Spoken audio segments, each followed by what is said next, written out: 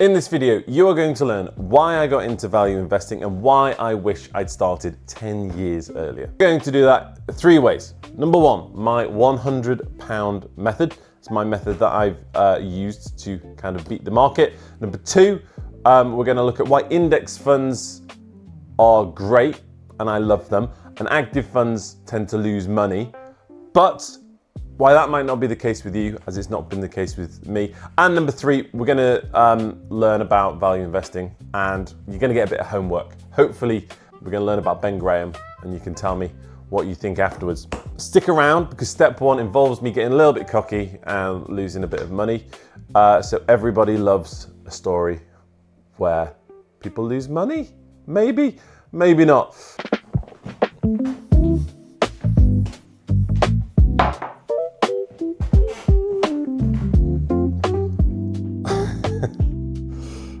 Okay,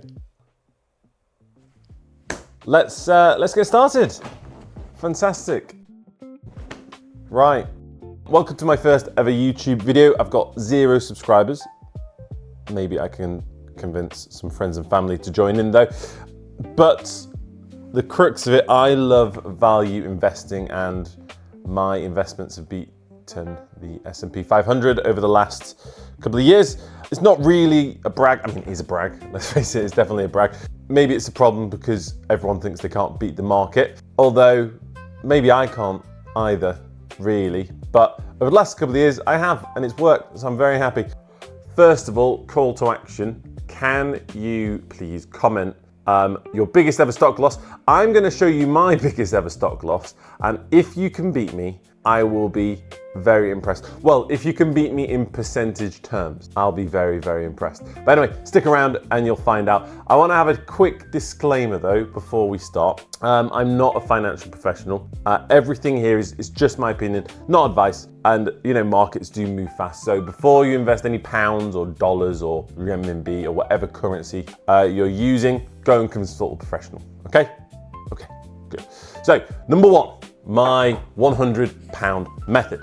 Now, I began with index funds. I love index funds. I'm sure everyone here is listening might have heard of them, might have not. Anyway, they're a really surefire way to kind of make sure you're getting the market return. So on average with the S&P 500, what is that? There's 10% averaged out every year, right? Safe, nice, easy, well, reasonably safe. But I got curious and I like a bit of fun. So I thought, what if I put £100 into one stock?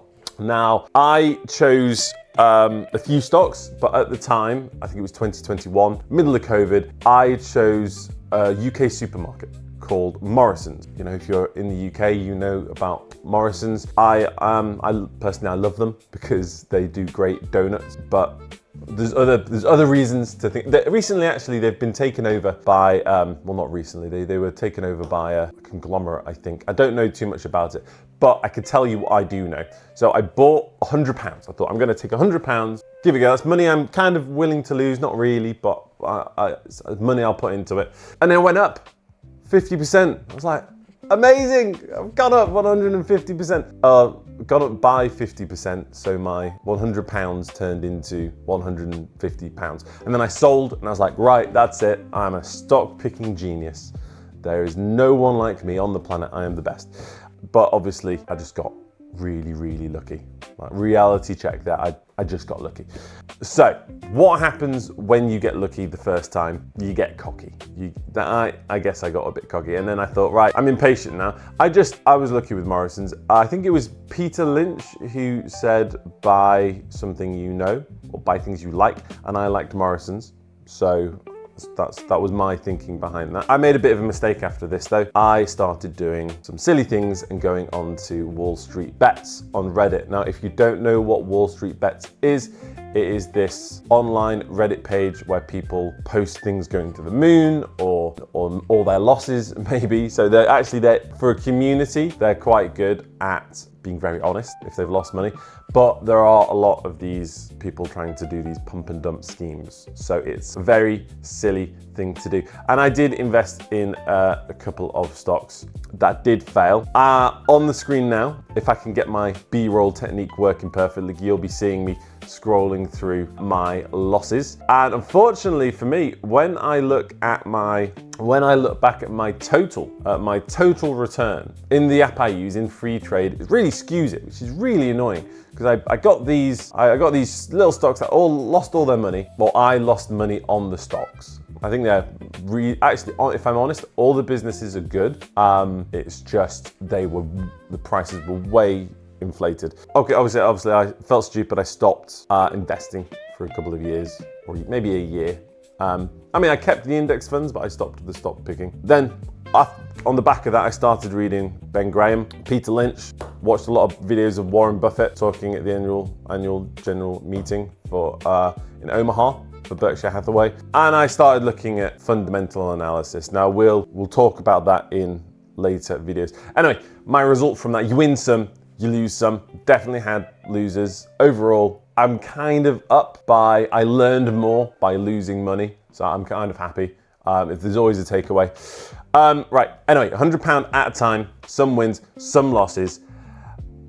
It got better, and I'll show you the returns now, and it's a lot better now than it was. So I can't remember the exact figure, and the B-roll I'm going to show you on screen will show you it'll have changed, but you can see I'm almost beating the market, but double this year. So life's good. And that is just down to good fundamental analysis. And my £100 method, because I've changed it slightly now, but I don't have too much money in one stock. It's like, okay, one stock's gonna lose loads of money. Oh no, that's a shame. I've got 50 or whatever. So I've got loads and loads of different investments in different companies. And that is the way I like to do it. Obviously everyone is different, but that's the way I like to do it. Let me have a sip of coffee. Coffee. Number 2, on our learning journey, why active funds fail, but you can win. Now, right, here's a statistic that is not popular. Over the past 15 years, 90% of active funds have underperformed the S&P. Now, I am not the oracle. I don't know 100% the reasons why, but I can tell you some reasons that I do know that have definitely contributed to it. Problem number 1. Fees. There is most of these funds charge fees that are typically in excess of 1% and go even higher. Now, as much as your wins compound, your losses also compound, right?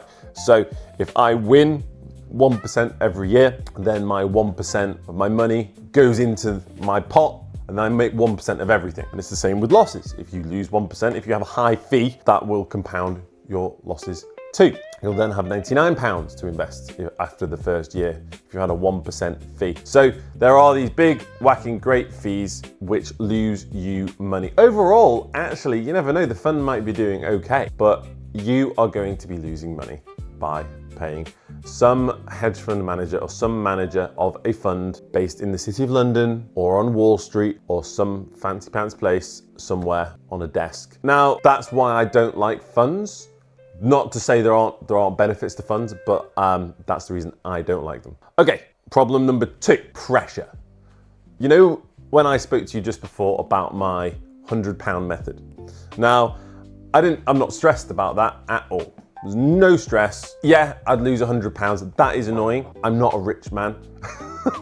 So I'm a school teacher. I don't want to lose £100. But there are, how can I phrase this? There are benefits to not caring. So you'll maybe make some decisions, maybe make bolder decisions, maybe do things a bit faster, maybe you don't miss out, right? On the flip side, if you were to borrow, let's say, £10 million, and of that £10 million, you were to try and bet that basically to get money. But the problem is, if you do anything that people don't like, the people you borrowed money from, it's like a really bad loan, they're gonna take all the money away. So if you lose some money, all the money's gonna be pulled out and you're gonna be sat with a loss. And on top of that, the only way you're gonna make any money is by taking a percentage of the total fund. So it is in your interests as a manager to play it safe. That is obviously my opinion. Not all funds are like that, I'm sure. There are better funds. Actually, a really good way to tell is if the fund manager has all of their money, or at least a lot of their money invested in their fund, because then their self-interest is also helped by the fund. Why you win? You manage your own money. You've got no investors to answer to. If you go down 20%, that's fine. You can hang about. Warren Buffett very famously said, if the stock market, you should buy a stock if you're willing to know that the stock market is going to be closed for the next 10 years. Just hold on to it. Obviously, I paraphrased that. I'm sure he said it a lot more eloquently than I just did. And no one fires you. You're not gonna be picking your stocks. You're down 35%. Oh no, who's gonna fire you? Are you going to fire yourself? No, you're not. So it's a lot safer. If you like the video so far, I'm going to ask you to subscribe because I have no subscribers. Or maybe tell your friends about me. I don't know. This is my first video, so try it. Right, step number 3. This is maybe the most important. And actually, one thing I want to do, yeah, I mentioned before, I'm a school teacher. I want to build a learning community. I've got no friends, so I would like to do this and learn how to make friends. So I would like a learning community. And one way I'm going to do that in a classic school teacher way, I'm going to set you some homework. So go away, go and read some Benjamin Graham, The Intelligent Investor, if you haven't already. If you have read it, I'd love to hear from you. Comment down below. I'd love to hear from you about what you think, what your favorite part is, and why. For me, I was a bit of a silly sausage, and I bought the 1949 edition. So I was reading it and thinking, this doesn't make much sense. They're talking about coal companies, but obviously I read the more updated versions later on. Read through it, comment below your favorite piece, because I would like to hear, and I would actually like to get involved, and because I'm still learning as well, right? I've shown you some of my returns before. I'm still learning. You can see I've saw my total portfolio value there of my stock picking portfolio. I'm not super rich. I'm not rich at all, I would say. I'm very much kind of under average. I would like to learn more, and I want to kind of get involved and kind of open that conversation with people. Graham's big idea though, he thinks like a business owner and not just someone who's buying and selling, so not a gambler. It's all about fundamental analysis, and we are going to talk about fundamental analysis later on as well. Close the video, go buy the book, or look at the book, or borrow it, or find it somewhere, and then come back to me. Finally, hit subscribe if you want, or like, or I'm not actually too familiar with the algorithm and how it works. I should learn, oh no. But honestly, I want to hear about what you think about Graham. So go read Graham. I'm still going to be here. I'm still going to be learning, and then let's open a conversation and have a chat together. So I've got no zero subscribers. No zero subscribers. I have 0 subscribers. I'm gonna rattle off a lot of bad jokes because I like terrible humor. Be kind or don't. I guess haters gonna hate. That doesn't really matter either. So I'll see you in the next video. Fantastic. We'll say cheers for the coffee. That was a lot easier. And this is the point where I go and look at my editing, and it's not recorded, I imagine. Let's go and have a look, shall we?